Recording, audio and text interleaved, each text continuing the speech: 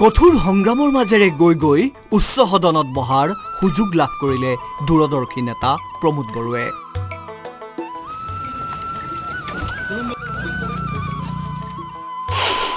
উচ্চ সদনত বহিবলৈ পোৱাটো মোৰ বাবে এক ডাঙৰ অভিজ্ঞতা। এইটো এটা ডাঙৰ এক্সপিৰিয়েঞ্চ। ভাৰতৰ এটা উচ্চ সদনত ভৰি দিবলৈ পোৱা বা তাত বহিবলৈ পোৱা। এসময়ত দিল্লীত আন্দোলন কৰিবলৈ গৈ লগ পাইছিলোঁ সাংসদসকলক।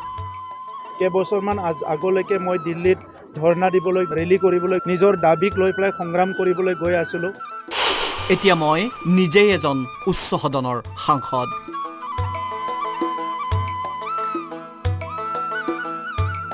ৰাজ্যসভাৰ সাংসদ হোৱাৰ অভিজ্ঞতা বৰ্ণনা কৰিলে প্ৰমোদ বড়োৱে। ৰাজ্যসভাত সাংসদত থাকি আহিলোঁ। প্ৰথম দিনা শপত গ্ৰহণ আৰু 2টা দিন ছেছনত মই আছিলোঁ।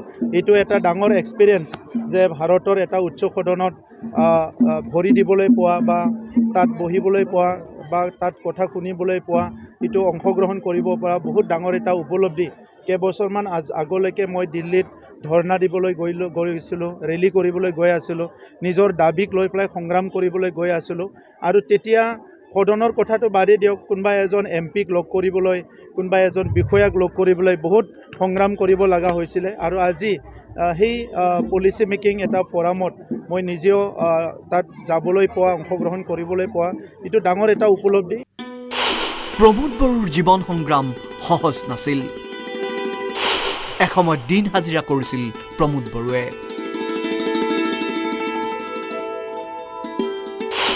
মেঘালয়ৰ কয়লাখনিত কাম কৰা প্ৰমোদ বড়োৱে ৰিক্সাও চলাইছিল। 1975 চনৰ 1 মাৰ্চত জন্মগ্ৰহণ কৰা প্ৰমোদ বড়োৰ দেউতাকৰ নাম আছিল ঘনশ্যাম বড়ো। অতি কষ্ট কৰিব পৰা ল'ৰাটোৱে তামোলপুৰ উচ্চতৰ মাধ্যমিক বিদ্যালয়ত স্কুলীয়া শিক্ষা আৰম্ভ কৰিছিল।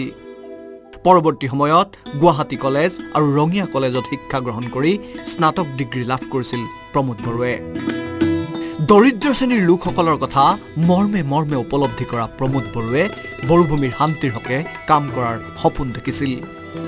সেই সপোন দিঠকত পৰিণত কৰিবৰ বাবে প্ৰমোদ বড়োক সুযোগ সুবিধা বড়োভূমিৰ ৰাইজে দিছে আৰু দিব। তাৰ বাবেই আজি কঠোৰ সংগ্ৰাম কৰা ল'ৰাটো উচ্চ সদনত এইদৰে শপত ল'ব পৰা হৈছে। श्री प्रमोद बड़ो। आं प्रमोद बड़ो हादोर गौथुमनि बिसायख'जानाय सासे सोद्रोमा इसोरनि मुङै समायखिरा लायोदि आंहा आयेन खान्थिजों सुजुजानाय भारत संबिजितनि फारसे फोथायनाय थागोन आरो भारतनि सार्वभौमत्व आरो गोरोबथिखौ रैखा खालामगोन। अदेबानि आंनो मावनो होनाय बिबानफोरखौ सैथोजों मावफुंगोन।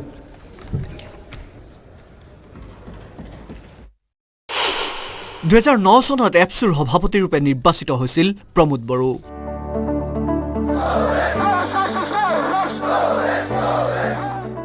2010 চনত যেতিয়া তেলেংগানা নতুন ৰাজ্যৰূপে গঠন হ'ল, তেতিয়া প্ৰমোদ বড়োৰ নেতৃত্বত পৃথক বড়োলেণ্ড গঠনৰ দাবী কৰা হৈছিল।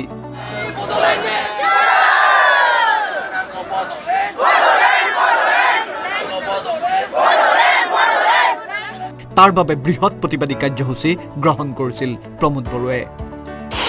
2020 চনত বিটিআৰ চুক্তি স্বাক্ষৰিত হয়। বিটিআৰ চুক্তিৰ পাছতে এপছু ত্যাগ কৰে প্ৰমোদ বড়োৱে। যোগদান কৰে ইউনাইটেড পিপুলছ পাৰ্টি লিবাৰেল চমুকৈ UPPL-ত। দূৰদৰ্শী নেতাগৰাকীৰ প্ৰচেষ্টাত বড়োভূমিলৈ ঘূৰি আহিছিল শান্তি। অশান্ত জৰ্জৰ বড়োভূমিত সেৱা আগবঢ়াবলৈ মুখ্য কাৰ্যবাহী সদস্য হৈছিল প্ৰমোদ বড়ো। UPPL মডেল পলিচিত সফল হৈছিল প্ৰমোদ বড়োৰ নেতৃত্বতে। এটা সময়ত মই বড়ো জনগোষ্ঠীৰ কাৰণে সংগ্ৰাম কৰি আছিলোঁ।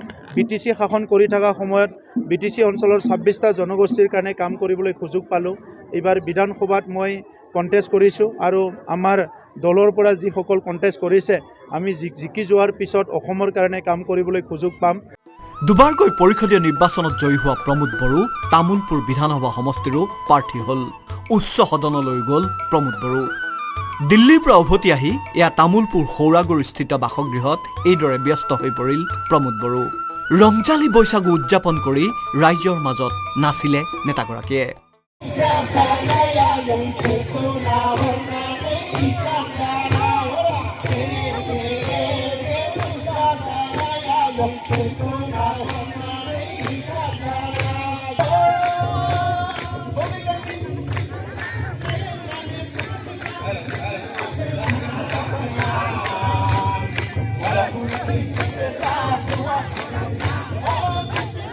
সমাজৰ সকলো শ্ৰেণীৰ লোকক একগোট কৰি পৰম্পৰা ৰক্ষাৰ বাবে প্ৰতি বছৰে এইদৰে ৰংজালী বৈশাগু উদযাপন কৰে প্ৰমোদ বড়োৰ পৰিয়ালে।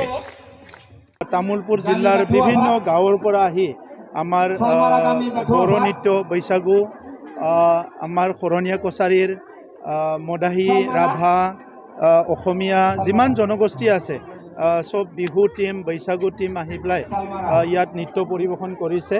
আৰু বিভিন্ন বয়সৰ বিভিন্ন শ্ৰেণীৰ আমাৰ ল'ৰা ছোৱালীসকলৰ লগতে লৈ আমাৰ যিখিনি জ্যেষ্ঠসকলো আহিছে। মই আজি এই ৰঙালী বিহু উদযাপনৰ দ্বাৰা আমাৰ খৌৰাগুৰি গাঁৱৰ পৰা বড়োলেণ্ডবাসী, অসমবাসী আৰু ভাৰতবাসীলৈ আমাৰ বিহু, বৈশাগু, বৈশাখী বিভিন্ন নামেৰে সমগ্ৰ ভাৰতৰ বিভিন্ন জনগোষ্ঠীয়ে নতুন বছৰটো উদযাপন কৰে। মই সকলোৰে শুভকামনা জ্ঞাপন কৰিছোঁ।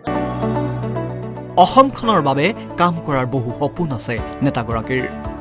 এই সপোন বাস্তৱ কৰাৰ ক্ষেত্ৰত ৰাইজৰ আশীৰ্বাদ বিচাৰিছে প্ৰমোদ বড়োৱে। ব্যুৰো ৰিপৰ্ট, আসাম টক্স।